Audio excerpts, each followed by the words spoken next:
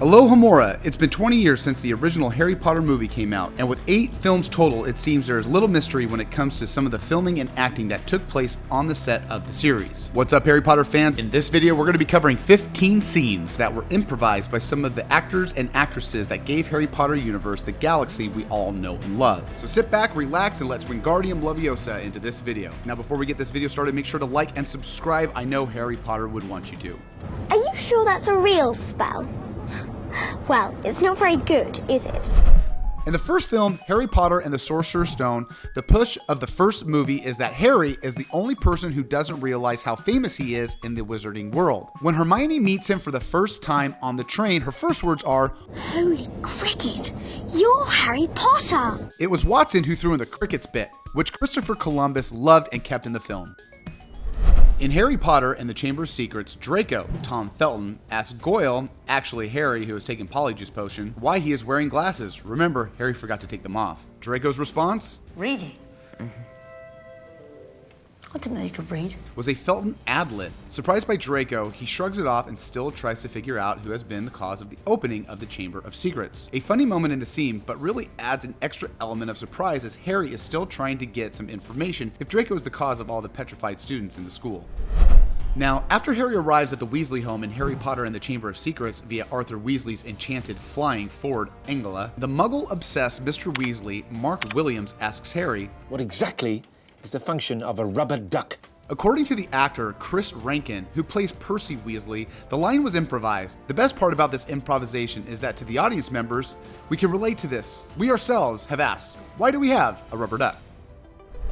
During the final Great Hall scene in the Harry Potter and the Chamber of Secrets, the student and faculty all give Hagrid a standing ovation when Dumbledore praises him. Well, everyone except the students of the Slytherin table. Vincent Crabbe, played by Jamie Wyatt, does start to rise, but Draco drags him down. After watching the scene, we can generally relate that even though we might not like each other, we can give condolences and acknowledgement from the endearing world has to throw at us. Well done, Crabbe.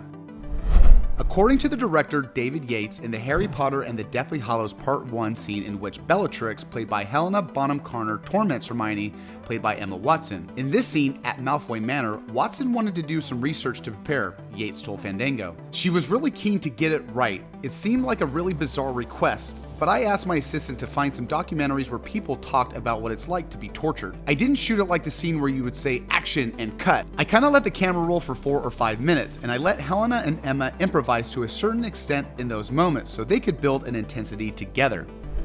In the final scenes of Harry Potter and the Deathly Hallows Part 2, Voldemort, played by Ralph Fiennes, hugs Draco, Tom Felton, a gesture that was not in the books or in the script. According to Felton, speaking on a Dragon Con panel in 2011, Fiennes came up with this move on his own. It was pretty terrifying. We did that take like 25 times. He only hugged me once. It was the one-off thing that he just threw at me. And I'm standing there going, what the heck is he doing? Why is he hugging me in this weird fashion? He kind of held it for about 10 seconds. I was baffled. I was even more baffled that was the take they used. It looks like Voldemort, Ralph Fiennes, knows what he's doing, giving us the best version of the character on screen.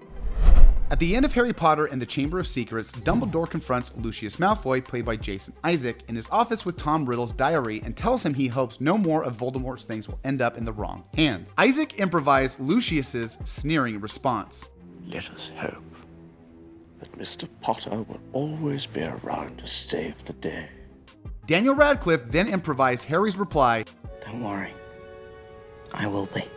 What a heroic thing to say, and as the audience, we feel the exact same way. We know Harry as a character has been bullied and oppressed his whole life, but after the intense battle that he courageously won, he now knows he has one true strength and what he is capable of. Believing this way, Daniel improvised this, letting the audience know that he is here to stay and will always be the hero of the story. How dare you? One of Lucius Malfoy's many cruel behaviors towards Dobby is kicking the elf down a set of stairs in Dumbledore's office at the end of Harry Potter and the Chamber of Secrets. Actor Jason Isaac told fans at Chicago Comic-Con that the move, with Dobby added in later using special effects, was improvised. The crew apparently thought Isaac had tripped on the stairs, but the actor intended it to be a kick. This is a triumph for actors and actresses to be left at their art, as we all know that experienced actors really strive to do what the character would do at the exact moment, hence why some directors let experienced actors go off cuff to get an authentic response to the scene.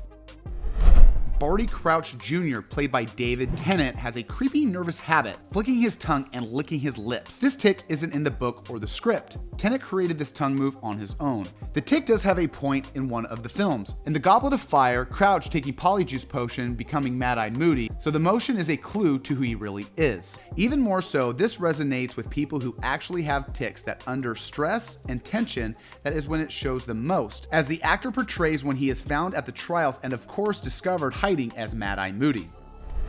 There's something going on with this tormenting thing. Once again, we're back in Harry Potter and the Deathly Hallows Part 2. During the unsettling moment after Voldemort, played by Ralph Fiennes, announces that Harry is dead, he taunts those in the crowd surrounding him. According to Lucius Malfoy, played by actor Jason Isaac, Phineas randomly picked different people to torment during each take. In this giant confrontation, Ralph was let loose, and he was utterly terrifying. We shot it for weeks, and you never quite knew who he was going to turn on. What he was saying, it kept an entire courtyard full of extras and actors on their toes. I believe Ralph did this to give not only the actors but also the film crew a variation of emotions used in the final scenes of the movie. Once again, Ralph, a very experienced actor who dove deep into the role of Voldemort, giving us the best version he could of himself and the character.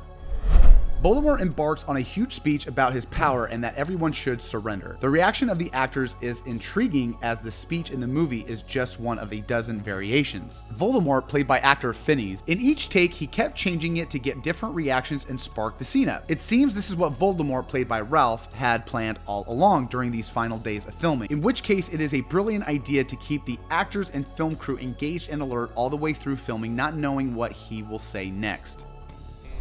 Harry Potter and the Order of the Phoenix is where the series puts its big boots on and wades into a darker territory. But that doesn't mean the film is without a sense of fun and enjoyment, as it often lingers in the little character details that give the Potter franchise its magic. Having kissed love interest Cho Chang, Katie Lung, for the first time following Defense Against the Dark Arts practice in the shape-shifting room of requirement. After extensively explaining to Ron why Cho was crying while kissing Harry, Hermione concludes that Ron comparatively has the emotional range of a teaspoon, before she bursts into a fit of giggles and the boys follow suit.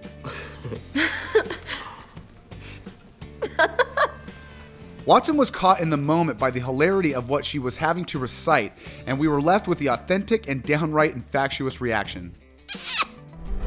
This smashing little moment occurs at the wedding of Fleur de Coeur, that's a tongue twister, and Bill Weasley, played by Dom Gleeson, in 2011 Harry Potter's and the Deathly Hallows Part 1. Unlike the book, Harry is not in disguise but boldly out in the open, scar and all, which we unfortunately miss out in one of the bonding moments between him and Luna Lovegood, played by Ivana Lynch, as she intuits who he is on sight, all for a mere expression. Nonetheless, Luna is present and she brings all of the touches of Lovegood oddity that we have come to love and expect. The story goes that the choreographer was brought on set to curate the proper dance for the wedding scene, but was unable to come up with anything quite strange and uncoordinated enough to fit the Lovegood family's unconventional style, as this perhaps is the final fun, carefree moment in the entire series. Once again, in the Harry Potter and the Chamber of Secrets, Harry tricks Lucius into attacking Dobby. Lucius tries to curse on him, but Isaac turns out to forget just what kind he had to use, so he begins saying Avada Kedavra. All fans know this is actually a killing curse. It was kept in, yet it's amazing how Lucius could think he could get away with the unforgivable curse right in Hogwarts.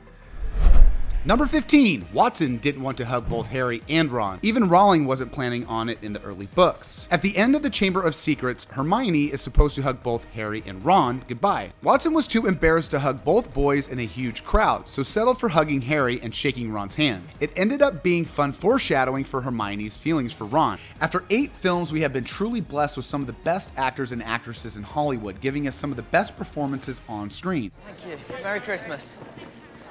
Merry Christmas.